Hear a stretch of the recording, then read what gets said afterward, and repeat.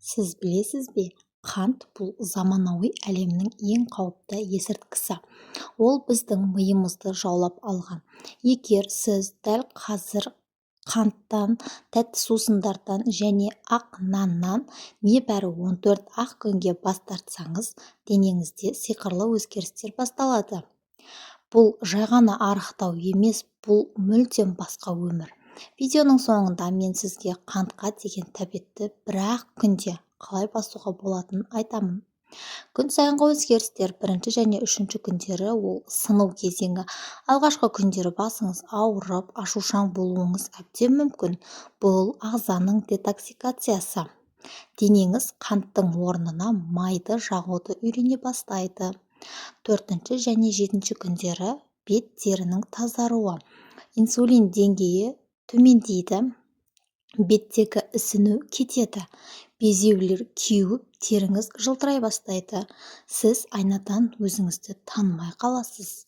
8 және 10 күндері энергияның тасуы. Түскі астан кейін ұйқыңыз келмейтін болады. Қанттың секіруі тоқтағандықтан миыңыз анық жұмыс істей бастайды. Зейініңіз артады. 11 және 14 күндері дәм сезу түйсігінің оянуы. Енді сіз кәдімгі алма немесе сәбіз өте тәтті болып көрінеді. Сіз тағамның нақты дәмін сезесіз. Ең бастысы іштегі витералды май кете бастайды. Қантты немен алмастыру керек? Стевия, жидектер, жаңғақтар. Егер тәттіні қатты жегіңіз келсе, 1 стакан суға аздап лимон шырынын немесе алма сірке суын қосып ішіңіз. Бұл қандағы қантты реттеп, тәбетті бірден басады. Бұл өз денеңізге жасай алатын ең үлкен сыйыңыз.